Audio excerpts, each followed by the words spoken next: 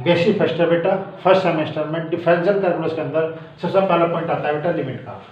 Limit क्या है बेटा, मैं आपको कर्व के अकॉर्डिंग एक्सप्लेन कर रहा। ये आपके पास एक्स एक्सिस है, ये वाई एक्सिस है, ये मैंने एक कर्व लिया, ये पॉइंट मैंने एक्स इक्वल टू ए लिया, ये point x equal to a पे ये y equal to f x function कहलाता है।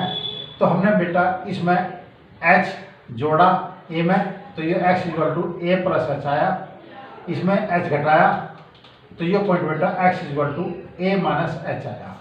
H is very small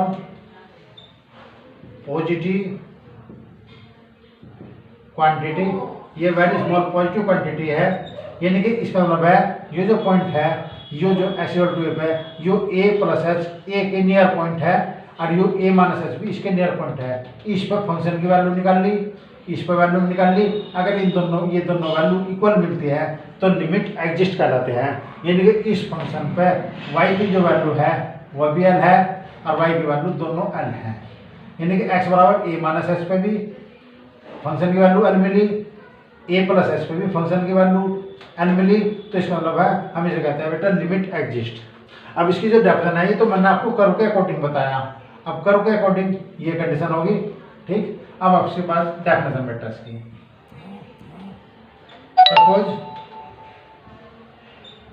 suppose F x is a real valued function of x. F x जो है वो x का रियल वैल्यूड फंक्शन है, ठीक। Then A real number L is called the limit of fx at x equal to a। x equal to a पे जो function है इसकी लिमिट L कहलाओगी, यानी कि x टेंड्स टू, लिखा तो मैंने ये है परंतु ये a नहीं है, ये a को अप्रोच कर रहा, ठीक। परंतु बेटा लिखना तरीका x इक्वल टू a है, परंतु इसका मतलब है x अप्रोच टू a, तो फंक्शन जो है वो भी l को अप्रोच करेगा, और x इक्वल टू a को अप्रोच करता है तो फंक्शन भी l को अप्रोच करता है, परंतु लिखते हैं x इक्वल टू a है। इफ ये लिमिट एग्जिस्ट कराओगी, इफ यदि left hand limit right hand limit, देखो ये जो लिमिट का लाई ये लेफ्ट हैंड लिमिट होगी और ये राइट हैंड लिमिट होगी x equal to a plus पे, और h is very small positive quantity है, तो ये दोनों एग्जिस्ट हो और इक्वल टू l। वेयर जहाँ लेफ्ट हैंड लिमिट की जो डेफिनेशन है बेटा वो limit h tends to 0 f a minus h, और राइट हैंड लिमिट की जो डेफिनेशन है वो limit h tends to 0 f a plus h. h is very small positive quantity है, और वेरी स्मॉल पॉजिटिव क्वांटिटी जो होती है उसमें h का जो मान होता है वो 0, h का जो मान होता है वो हमेशा बेटा 1 और 0 के बीच होता है, ठीक। परंतु उसे जो लिखते हैं ग्रेटर 0 ही लिखते हैं। अब जैसे कि आपके पास बेटा देखो ये क्वेश्चन है, limit x tends to 0 e की power 1 upon x minus 1 upon e की पावर 1 अपॉन x प्लस 1, ये है। इसकी लिमिट एग्जिस्ट करनी कि आपके पास इसकी लिमिट x बराबर 0 पे क्या आती है, ठीक। अगर हम डायरेक्ट 0 रखते हैं तो हम उसे हमें इसकी लिमिट फंक्शन दे रखा x टेंड्स टू 0 पे, इसकी मुझे लिमिट निकालनी, तो फंक्शन दे रखा बेटा f x equal to e की power 1 upon x minus 1 upon e की पावर 1 अपॉन x प्लस 1 है, एट x इक्वल टू 0 पे मुझे इसकी लिमिट चेक करनी। तो पहले मैं लेफ्ट हैंड लिमिट निकालूंगा, लेफ्ट हैंड लिमिट की डेफिनेशन हो जाएगी limit h tends to 0 f 0 minus h, इसमें रखा बेटा limit h tends to 0 f 0 minus h, इस फंक्शन में x के स्थान पे 0 माइनस h रिप्लेस कर दो, तो e की power 1 upon 0 minus h minus 1 upon e की power 1 upon 0 minus h plus 1। तो आपके पास हुआ बेटा limit h tends to 0 e की power minus 1 upon h minus 1 upon e की power minus 1 upon h plus 1। अगर मैं h के स्थान पर 0 रखता हूँ, h के स्थान पर 0 रखता हूँ तो बेटा h बराबर 0 रखने पर 1/0 इन्फिनिटी डिपेंड करता है, और e की पावर माइनस इन्फिनिटी जो है वो 0 को डिपेंड करते हैं, क्योंकि e का जो मान है 2 और 3 के बीच है, जो वैल्यू 1 से बड़ी होती है और उसकी पावर माइनस इन्फिनिटी हो तो वो 0 को डिपेंड करता है। तो इसलिए आपके पास ये 0 -1/0 + 1 = -1। तो लेफ्ट हैंड लिमिट का मान बेटा 1 आया। अब राइट हैंड लिमिट निकाल लो।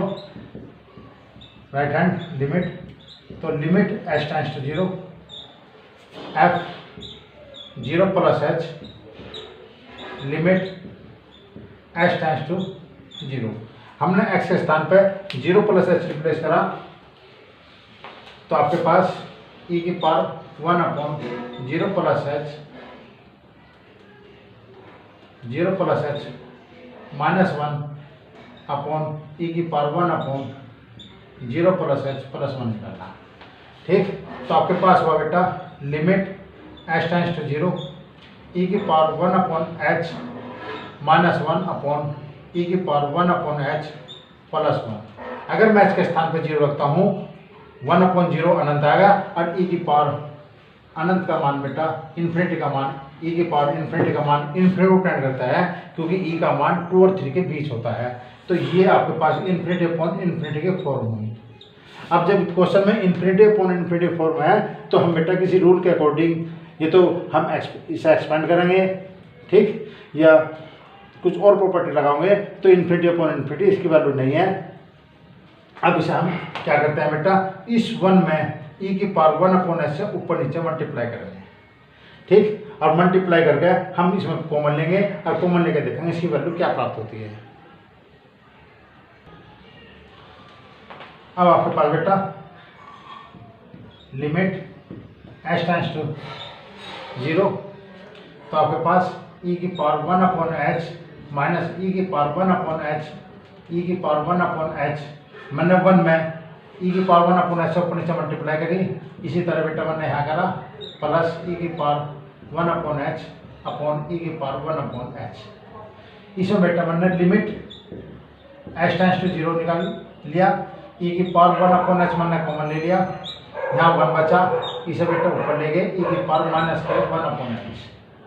फिर आपके पास e की पावर 1/h लिया, ये 1 प्लस e की पावर -1/h, इससे ये कैंसिल हो गया। इसका मान बेटा e की पावर माइनस इन्फिनिटी, यानी कि 1 - 0 / 1 + 0 = 1 आया। तो राइट हैंड लिमिट का जो मान आया बेटा, वो आपके पास राइट हैंड लिमिट का मान है 1, और लेफ्ट हैंड लिमिट का जो मान आता बेटा वो -1 था। ये दोनों बराबर नहीं है, इसलिए लिमिट डू नॉट एग्जिस्ट, इसलिए बेटा लिमिट एग्जिस्ट नहीं करती। इस फंक्शन की x = 0 पे लिमिट एग्जिस्ट नहीं कर रही है। अब क्वेश्चन आपके पास यह है बेटा, limit x tends to 0 x - mod x/x। ये fx जो फंक्शन ने रखा बेटा, x - mod x/x eight x = 0, यानी कि x 0 को अप्रोच कर रहा, और 0 पे इस फंक्शन की लिमिट निकालनी बेटा। पहले हम निकालते हैं इसकी left hand limit. Limit h tends to 0 f 0 - h, limit h tends to 0 x f 0 - h है, और fx फंक्शन जो है, इस फंक्शन में x के स्थान पर 0 - h रिप्लेस कर दो, तो 0 - h -0 - h upon 0 - h, limit h tends to 0, तो ये बेटा -h हुआ, ये minus mod -h upon -h है। जब मोड के अंदर जो वैल्यू होती है बेटा, अगर वो निगेटिव है तो उसे निगेटिव की मल्टीप्लाई करके पॉजिटिव किया जाता है, पॉजिटिव है तो एज इट इज रहेगी।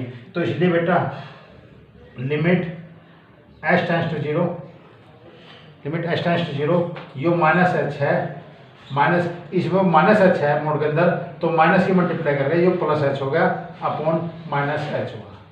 तो limit h tends to 0 minus के 2h अपॉन -h, माइनस से माइनस कैंसिल, h से h कैंसिल, तो बेटा ये आपके पास हुई। तो लेफ्ट हैंड लिमिट का जो मान है वो 2 आया। लेफ्ट हैंड लिमिट का मान 2 आया। अब राइट हैंड लिमिट निकालो। Right hand limit, limit h tends to 0 f 0 plus h, 0 plus h लिया बेटा, तो आपके पास limit h tends to 0 0 plus h